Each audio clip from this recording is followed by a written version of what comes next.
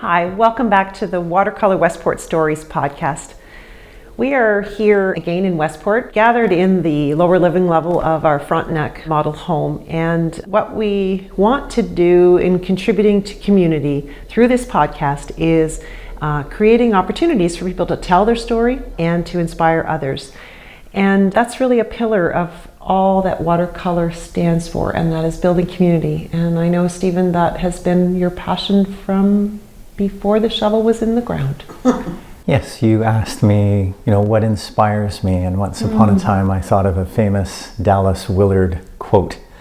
The greatest thing you and I can imagine is a community, or as he would say, a fellowship of loving persons, to know and be known, love and be loved, to adventure and build and create a life that's truly a life. And that's why I've benefited so much from getting to know many homeowners like LuAnne. Welcome, LuAnne. Thank you. We are so thankful that you're here and investing your time with us. It's a great opportunity. Really precious. I know that each one of our opportunities to sit down and talk about watercolor, to talk about Westport, have brought just a different flavor, and we're always so excited for the things that you're going to share with us. This is unscripted. They're just for all of our audience to know. This is not a Landark Homes promotion opportunity, but it's a community building thing, and it's an opportunity for you to tell your story in ways that I think, like everyone, carry those precious bits of inspiration. Okay, and great. So it's really great to have you here. Just to start off, when did you move to Westport? It'll be 3 years on June 28th or something, or June 30th. Okay, so almost 3 years. Yeah. Wow. A couple weeks. Okay, so you feel like you're settled in? Oh, for sure. I mean, I'm from Kingston, and my husband's from Ottawa. We met at Queen's many, many years ago. And so we're heading for our 45th wedding anniversary this summer.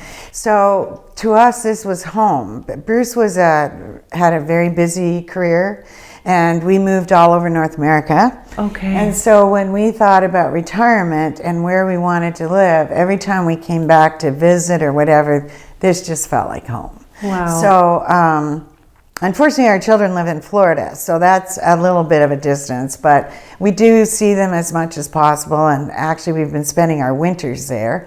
But it was like coming home. And to pick a village, we did move only 15 minutes in the end. We had lived on Christie Lake for 10 years. So that's just up Mountain Road, like 15 minutes. Okay. But I really got tired of the isolation. Like, Stephen, I know it's important to you, the idea of community. And I got to an age where I was wanting the community. And I felt like I lived out in the middle of nowhere, and that we'd had a great 10 years, but there are seasons in life, and I felt that one was over. Yes. But it came on very suddenly because we had come to run an errand in Westport, and she was a half hour behind. Okay. So, I wasn't going to spend my half hour driving home and back. So I said to Bruce, let's go look at those new model homes in Westport.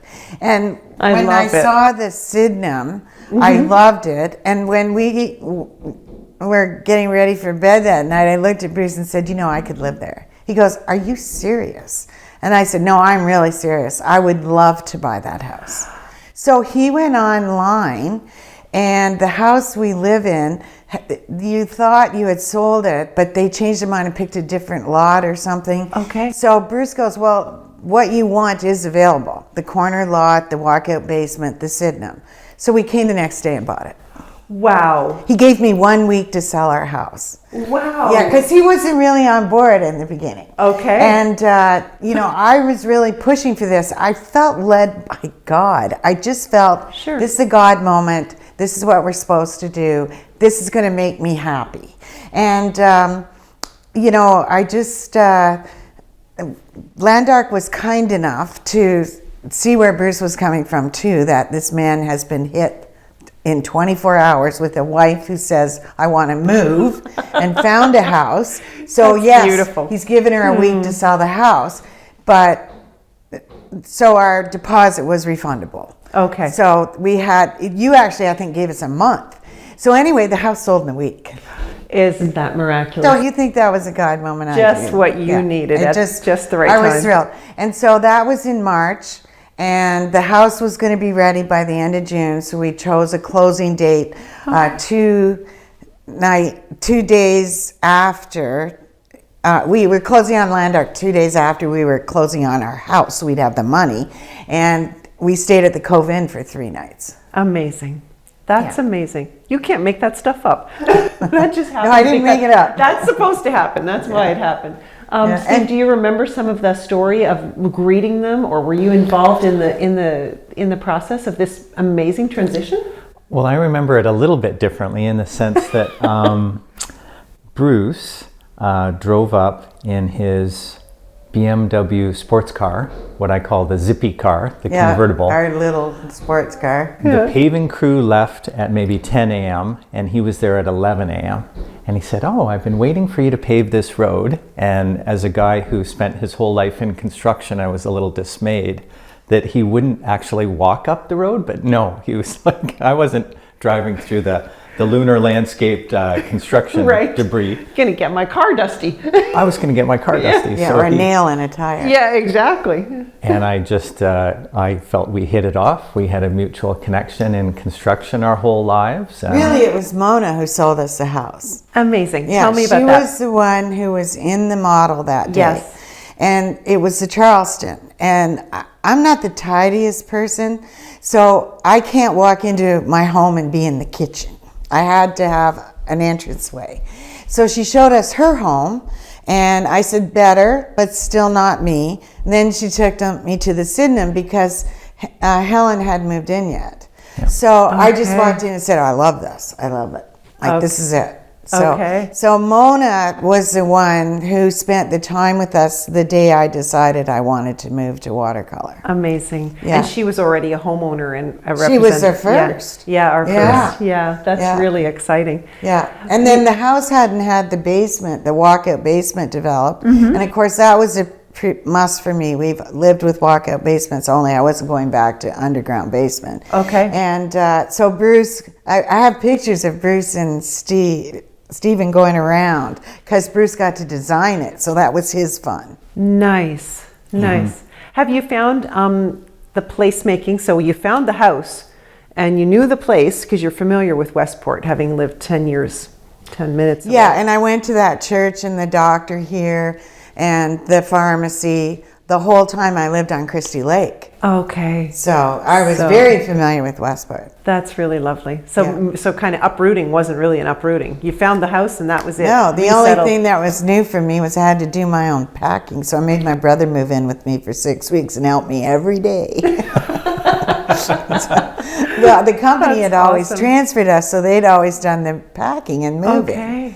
Okay, and that's a big job in itself. Did you right size in a way, like the footprint of the house? Did it change what you had to? We downsized. Shed some layers. Oh yeah, of we stuff? downsized. Yeah. And in the end, brought too much stuff anyway. Bruce was funny because he kept saying, "Just remember, 80 cents a pound." Because I got rid of 200 books and twin beds that could be bunk beds that we were never going to use again. Just remember, 80 cents a pound, Yeah, just keep the practical things in mind. Mm-hmm. And you haven't missed it, I bet. No, I just got a new bed and I discovered there were boxes under our bed that had stuff in it that for 3 years, but at least I know where my iPad is now. It was in there. That's precious. Yeah. I love it. And it still works. There you go. That's really sweet. So you've made some new connections in the community by living in watercolor rather than maybe isolated at the lakefront. We were talking about in the beginning was the porch. Okay. I absolutely love it and think that that's a central focus for this community because we would go outside and sit on the porch and people would come by and that's how we met our neighbors. Amazing. And then you got to know them, and so I personally taught my neighbors how to play mahjong, and to this day we're still playing every Thursday afternoon. There's 6 of us in the group. Then this year we got back April 22nd from being 6 months away in Florida for the winter. Okay. And I taught Helen and Kathy and Dawn already knew some. I've got a neighbor who's actually going to join us from Christie Lake. So we've got 5 of us now playing bridge on Friday afternoons. And then I met Tammy and she talked me into joining her ladies golf league at Evergreen. Nice. And then I do have my church. Like I go to Bible study Tuesday nights, and I've become friends with many people there, and I see them all pulling in the parking lot Sunday morning from my living room window. But I think the porch is a big thing for this community. Mm-hmm. Everybody's got one, and I think everybody uses their porch. Mm-hmm. Mm-hmm. I know that's part of an intentional community design. Maybe, Stephen, I don't know, your vision is regardless of the footprint of the home, it will have a usable outdoor living space, whether in the front or the back. Correct, because I was really inspired by this community in Niagara-on-the-Lake. Mm-hmm. And I would go there every spring and fall, and it's called the Village Niagara. And this wonderful couple, John and Liz Hawley, created it. And I would walk through it every spring and fall when I would put on ministry events in Niagara-on-the-Lake. Mm-hmm. And wherever I'd go in Canada, I'd Google these new homes, new home communities, and walk them. But there was something about that community that eventually, when I met the founders, John and Liz, he explained to me how intentional that front porch can be to enhance, not hinder, the work of people getting connected and building community. Right. And so last week when I was over saying hi to Bruce to invite him and or LuAnne to be on the podcast, I was amazed just walking through the first phase at how different all the front porches are. Because they're believable front porches. They're 8 feet deep in the single family homes. Yeah. And just the way your beautiful front porch is, and Isaac and Vivian, your other neighbors, just everybody's front porch is different, just like every home here is different, just like every person is different. In terms of the decor and like just the character that they have? Yes, okay. And I think afterwards maybe we'll go for a walk and I'll just show you LuAnne's porch and a few other porches, because to me that could be the cover of Front Porch Life, in the sense that pictures of how different people live on their front porch. Well, I had just a few things that were a must in a house that's going to be my final home. And one of them was the sunroom, which we have. Okay. I wish it was bigger, but because it's up higher, we're just going to make it nicer by putting siding on the outside and maybe a real floor in there. Okay. But we just had a fan installed by your electrician last week. The other thing was a walkout basement, as I mentioned, was an absolute must. And I had to have a yard for our sweet little dog. Oh, and the nice. porch was a must, because I do like to live front and back. Yes. And our house lends itself very well to that, nice. Especially since we don't have any houses behind us. Okay, so you can sit out in your jammies in your back porch and have your morning. The neighbors are used to me. I'm always outside on the front porch in my pajamas. But I love it. Well, the thing is, there's 3 dogs right in our little area. Okay. There's Penny, Toff, and my dog Sophie, and they're all 4. And my dog gets up in the morning and watches for Toff. She knows that Peter's going to walk him, and Peter lets him off the leash, and Toff and Sophie have a run. Then, when that's done, she sits out there and watches for Penny. And then we go through the same thing. So, the neighbors are used to me being very casual. And plus, I have a neighbor across the street. She and I both like to get in our pajamas early. That's sweet. Late afternoon. I showed up at their door once when Bruce wasn't home, and I'm like, where is everybody? Friday. And I was already in my pajamas. I had a glass of wine in my hand. I said, guess what? I'm coming in. We're going to have happy hour. Oh, that's sweet. Yeah, it's just been a wonderful way to meet people. Mm-hmm. And you found with the dogs too. I know we have a lot of dog owners, and Westport is very dog friendly as a village in the places you can go. So do you?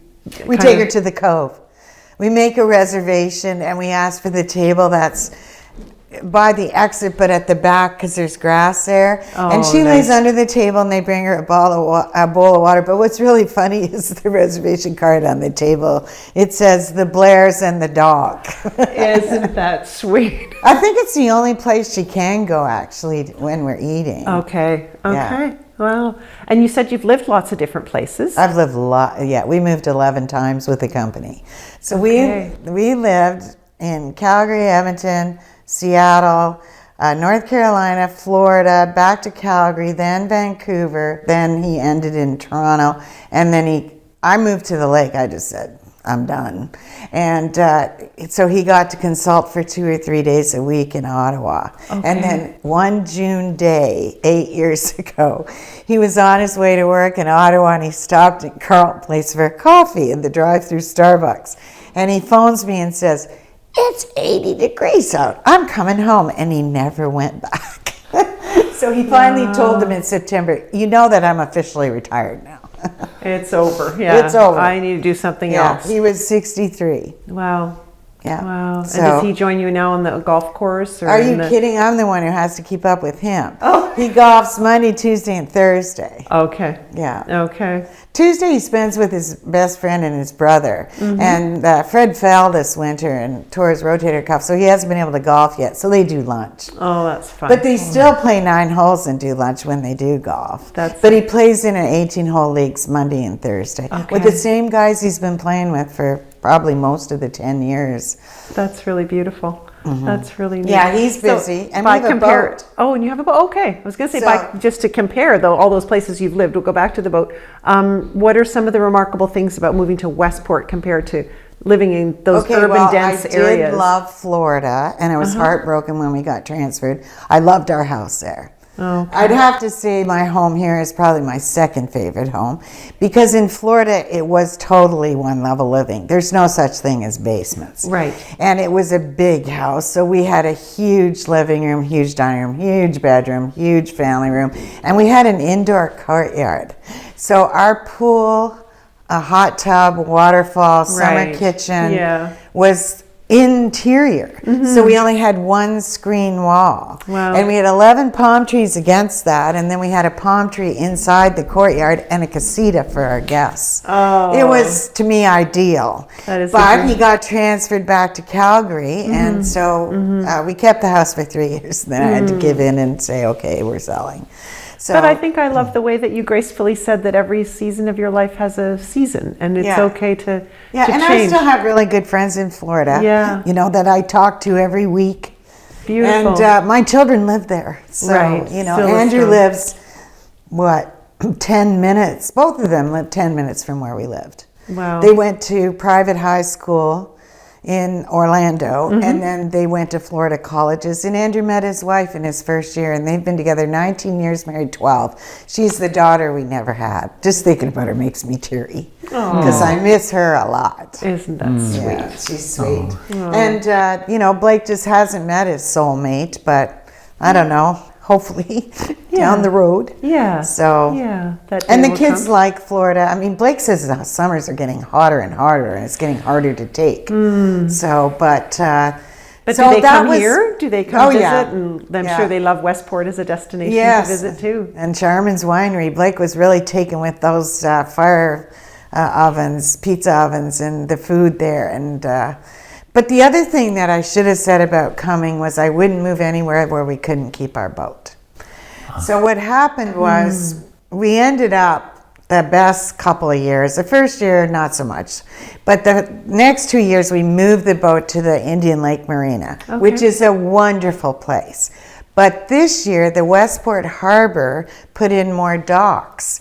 And we were first on the wait list because Bruce put his name on as soon as we moved here and got to know Chris, you know, the guy who's down there running it. So we got a call and said, do you want a spot? So we took it. So we can walk down to our boat now, which is great. And Indian Lake will take it back for the winter, service it, store it. So it's like the best of both worlds. Isn't that wonderful?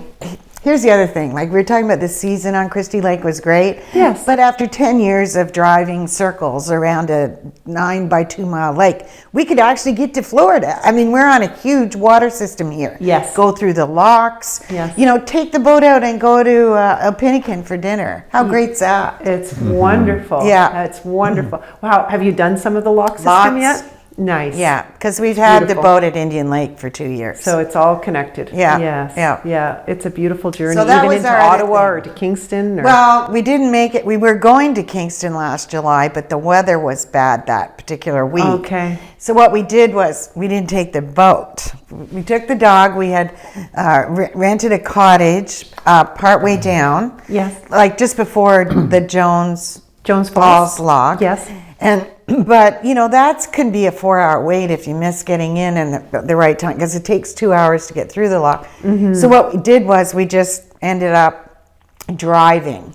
And so we stayed our night there, and then we went on to Kingston, and we had a waterfront hotel booked right by the harbor, because we had a harbor spot booked.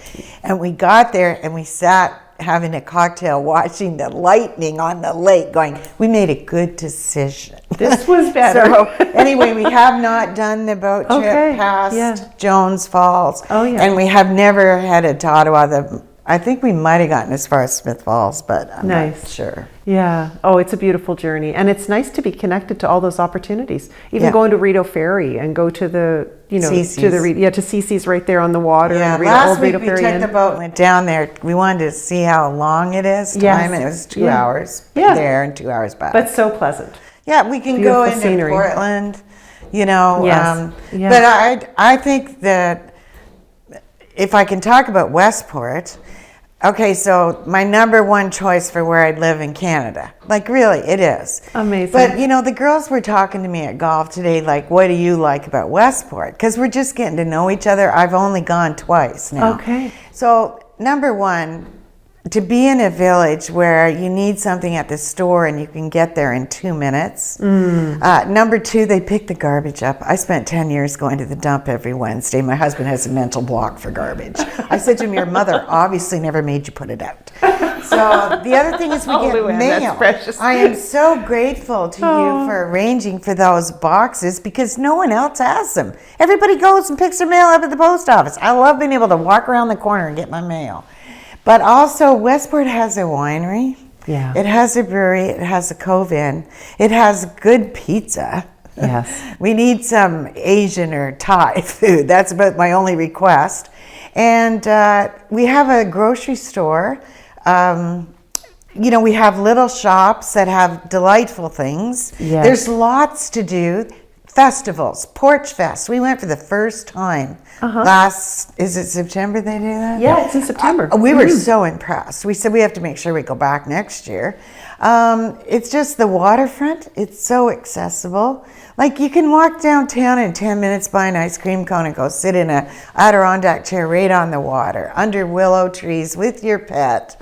I can't say enough about how much I do like it here. And my church is here. That's important to me. Yes. And my doctor, a pharmacist who knows her stuff. I belong to Wafa, great group. There's over 100 of us. That's the Westport Area Seniors Association. Wonderful. And we meet once a month at the Cove, except for in July and August. And every month it's the Cove lunch, and there's a speaker.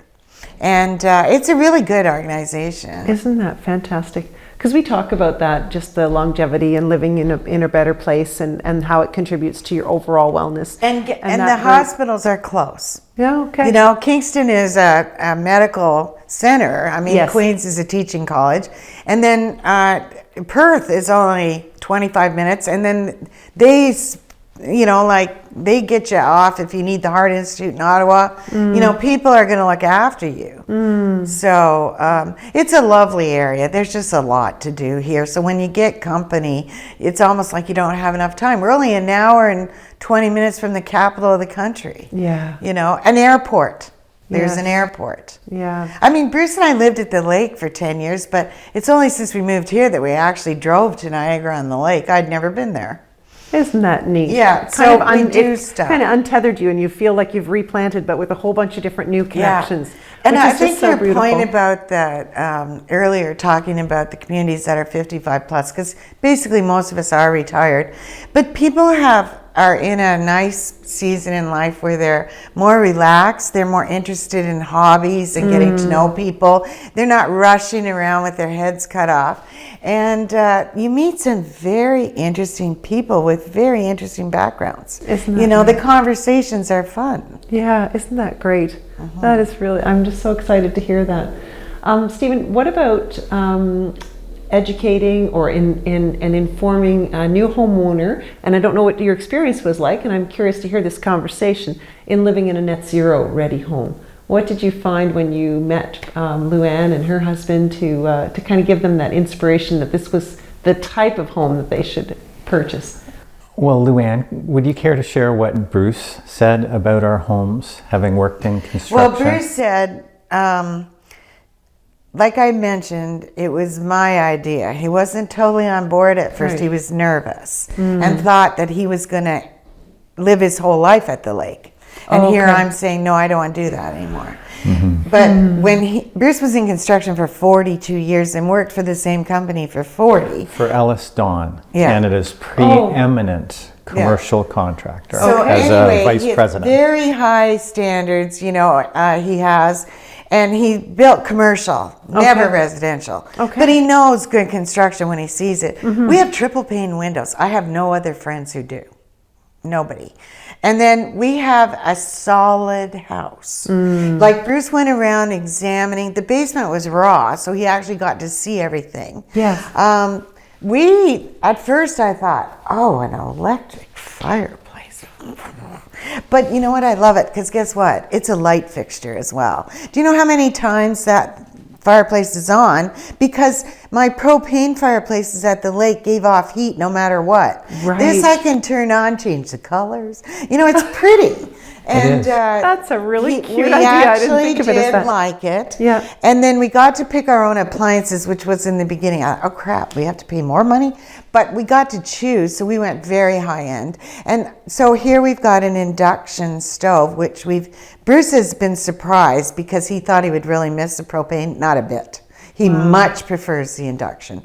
And everything about the house is just quality. And okay, so you get a year and then you have to submit a punch list. We didn't have one. We couldn't find one thing to complain about.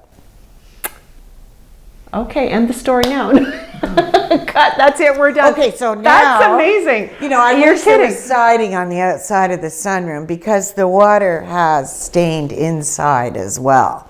So we'll have to restain that, but we're having it put on. As soon as you have a house that's the same color as us, the guy says he'll come and do us. But he doesn't want to make a special trip just to do our outside sunroom. It's like, 2 walls? So, but there's nothing.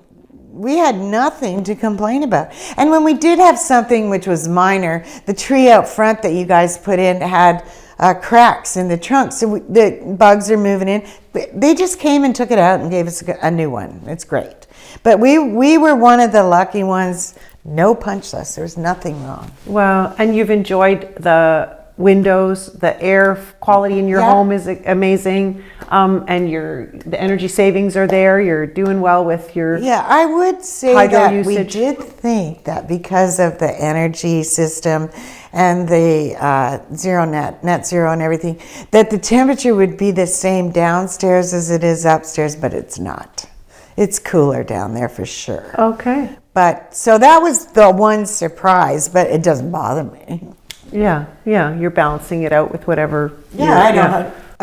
I'm not really a downstairs person. Bruce gets to go and watch TV down there. Or there's a pool table down there now. Oh, so nice. He is going to have a pool table party for the guys. Oh, there you go.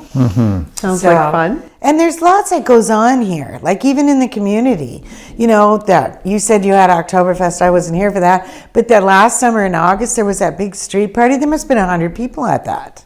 Yeah. With Dave cooking sausages for everybody. No, there's lots to do. And the other thing I like is if you need help, yes, it's there. You've got people you can call on. And even 2 nights ago or 3 nights ago, I woke up at 11:30 and I happened to see I had a message on my phone. It was Joe and Rose across the street going, "You left your garage door open." So I got up and closed it because Dawn's had a raccoon in her garage. So we don't want any of that. Yeah. It's just keeping out the wildlife. I mean, obviously, when you're used to living in bigger homes and you downsize, it's an adjustment. I still wish my dining room was bigger because I have big furniture, but we've made do. When we moved in, the front bedroom had a queen-size bed in it, and I lasted about a week and said to Bruce, I'm selling this. I'm buying a little sectional, and I'm going to sit in here and watch out the window and watch TV. And we have loved that room, and our little dog loves it because she can watch everybody on the street. Oh, fantastic. Yeah, so you just learn to adjust and live in the space the way it suits your lifestyle. And as long as we had a nice guest area, because we want our children visiting and friends. Yes. And you did that in the lower level then, is where your guest area is? Okay. Yeah. And nice. my mom is 93 and healthier than I am. She lives in Kingston. I'm only 50 minutes from her house. That's wonderful. And I lived my whole married life away from my family. So to have these years with my mother, who's got excellent genes, they all live in their 90s. So Mom wants to live to be 100 so she can be the oldest Monroe. And I said, you're only the good die young. So she's 93 and doing very well. Oh. She drives. She has her own home. That's wonderful. Yeah. That is really wonderful. Yeah, and having those guest areas is really precious in a home because you do want to feel that you can extend hospitality. Yeah, there's a difference between having a house and having a home. Yeah, absolutely. Yeah.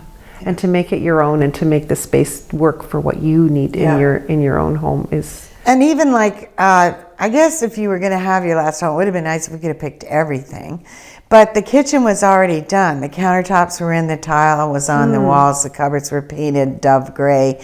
But we really liked it. Beautiful. And all the walls were white. So I've never changed anything but with regard to that. Yeah. But and another thing was the double garage. Well, our house has one. Nice. Yeah. So and the people that we worked with, like Joe Gurman and Noah, those are the two that I mostly know. Matt, everybody's been great. That's so nice to hear. I've just found that it was a great group. Well, Landerick, the roots are in custom home building and personalizing homes so that your husband, could walk through and say how he wanted the basement configured. Maybe you can speak to that a little bit. For 8 years, it was pure custom. And my wife and I were building Landerick homes. We didn't have any money. We had enough to buy a half-price building lot compared to Oakville and Mississauga, where I came from. So we got our start in Stittsville, and we'd build on clients' lots, or eventually we had our own. But it was that DNA that, every time we do something pure custom, it goes in the garbage.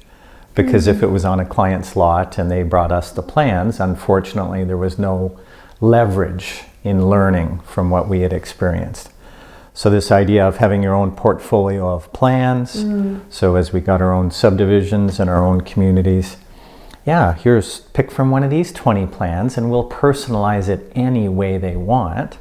But the whole idea of building what you guys ended up buying, a move-in ready home, we've found that that's so central to evening the flow of construction every year. So that at least our trades know, there's, say, in our, as it relates now, say a dozen move-in ready homes, so that when we have, a dozen pre-sales where people are personalizing it maybe a little bit more, maybe that's what they want. But in uncertain economic times, there's 10 times the number of people that want to close in 30, 60, 90 days as there are who want to wait a year to have one built. Right. So this is why we think there's advantages and disadvantages. And as I shared one time, there's no perfect home, there's no perfect place. But as it relates to a new home community, having that DNA of being more of a custom home builder or semi-custom home builder, as we call it, as opposed to a production cookie cutter builder. It's like we want to build unique homes for unique people, not average homes for average people. And I think hold yourself to a higher standard so that, like, to sit here and have you share what you have shared of just loving your home and finding something so well crafted. Home it's not is about the soul of the life. It's where you're supposed to feel safe. You're supposed to treasure your home, and your memories are there. Things that are important to you are there.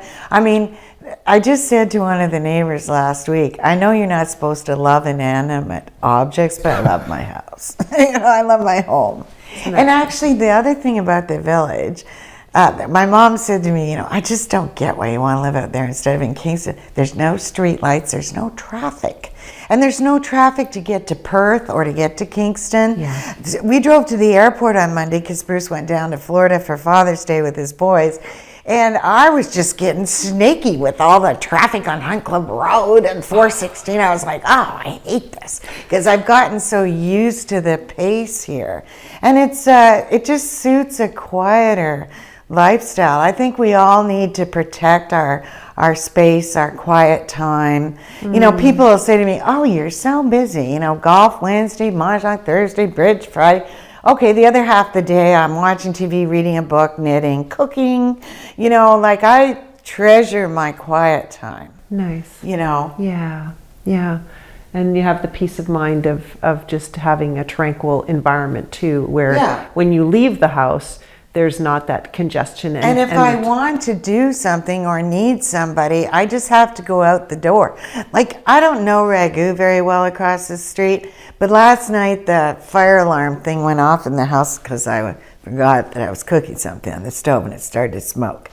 So that happens with the toaster so in my house. I know. Loud Yeah, it can be, and I went right away and opened all the doors so that the air would flow through and shut it off. Sophie was going nuts. He came right over and came in the house to make sure I was okay. Oh. Like, isn't that great? Wow. You know, so, and I hardly know him. I just waved. You know, they have a busy life being open 24/7 at the gas station. They've got a little one. The mother's there, like cousins live with them. You know, it's a busy life for them. And yet he was across the street in a flash to see that I was all right. Wow. Yeah, so this is what I like. I mean, I've got my peace, I've got my space. Yes. But if I need someone, I know they're going to be around. Right. Yeah. Wow. I know I have people I can count on, you know. So, and I think it's a really good environment too for the retired people. Yeah. Like the whole concept, as I understand it, ours is the only complete community that's, you know, net zero and eco and everything in Canada. Yeah, we're the only one that's fossil fuel free, all electric, net zero ready that we know of. And we got a shout out from National Research Council for that, and that's why they did the documentary. Natural Resources Canada, is we've built the most of these in Canada, and we think we just want to be the poster boy for more builders adopting this. I think what's got me so excited was the walkable land plan, because to me that changes everything when you can walk to all your daily needs in 15 minutes, but also the homes, because they are more comfortable and they're more environmentally friendly, and if they're done right, they're more socially friendly. And the respect for the environment, like we all have nice trees. There's going to be another park here. You know, we have that gorgeous walkway behind us with a little bridge even to get from one side of the walkway across the little creek to the other. Yeah. It's very friendly for people with bicycles here. We have kayaks, but our neighbors have that little thing you can put it on and pull it like a wagon. Little trolley. Yeah, they take it and go over to the beach and launch the kayaks. We need to do something like that because we're not using ours. But I just really, not one negative thing to say. That's amazing. That's amazing. Well, I just thank you so much for joining us today. You know, I think part of hearing your story just also makes me exceptionally thankful for a team of people of Landark Homes, and definitely need to give them just a big shout out, because it's everyone pulling in the right direction together and living up to a standard of excellence that I think is remarkable in the industry, and also just to build a strong and beautiful community. It is, but it's kind of sad too that last week we had a marketing team meeting, and one of our members, Jake, he said, you know, I just can't see a lot of home builders doing a podcast about a place. And that's what's so interesting is I fell in love with a place. I fell in love with Westport. There's just something about this village. And wanting to get back into home building, it's because of the place making that this place gives people. Like, there's so much authenticity and holistic, sustainable community development going on here from all the little shopkeepers. And it's amazing how much activity for a small town that there is going on in the Rideau Lakes area, not just Westport. Like, I view it as we're sort of the hub of the eastern townships of Ontario. And I just think we want to treat people the way we would want to be treated, and all our team is the same, is they just want to do the right thing, not because someone's watching or telling us what to do. You just want to treat And for people who the way want you to want to be hike, treated. there's Foley Mountain. Yes. You know, Yeah. and people care. Like, I had no idea that 1 in 3 people get shingles. So that Tracy actually came to me and said to me, you know, you had the old shot vaccine. She goes, you really should get the Shingrix. And because of her, I did. Okay. And I just have friends right now. He's got shingles and the rash is gone, but he still has the pain. And his doctor told him that can last for a year or 2. So here I've got a pharmacist that knows me by name. I've been going there for, well, it must be 13 years now, 3 years here, 10 at the lake. And, you know, she'll take an interest in you and knows what you have and what you don't have, what you need. Like, it just, even when you go away, she makes sure you have enough medication up to 6 months. You know, I just find everybody here is very thoughtful and caring. And also the team, your team.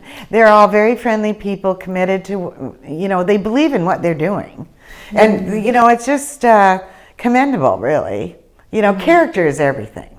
You've got, you know, you have people with strong character and values, and you can't go wrong.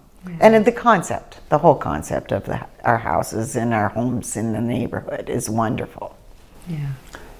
And Lots we're just to be thankful for. Exactly. Yeah, that's what I was going to say. We feel blessed that we can be a blessing to others, and we're very, very thankful. I was just thinking about something I want to give you as a little faith-fear coin, because I felt this real prompting that anyone who's on our show should get this little gift of, because we can either dwell on the things that hold us back and the fear, or there's 100 times more things that living by faith, that with gratitude for all that we do have. Like having spent so much of my life overseas in the third world, you know, our first world problems over here are pretty insignificant. And I feel I have so much to be grateful for. We had a pastor once in Seattle who said to us one Sunday morning, like the congregation, he goes, you know, you should be prepared, because someday when it's all heaven, God may say, and you people in North America, I'd like to speak to you over here. I've never forgotten that. So I thought, yeah, good point. We really shouldn't be whining about anything. Yeah. Well, thanks again. Well, thank you for having me. You exude joy and purpose and Well, I do reflection. like where I live. So it's an easy thing to talk about. That's awesome. Thank you so much. So thanks for joining us for another episode of Watercolour Westport Stories podcast. And you can like, follow, and share our stories with others who you might feel will be inspired by what we talk about here. And give us comments, feedback. We're always open to suggestions on new guests and stories and threads to follow. So thanks again for joining us. We'll see you again next time.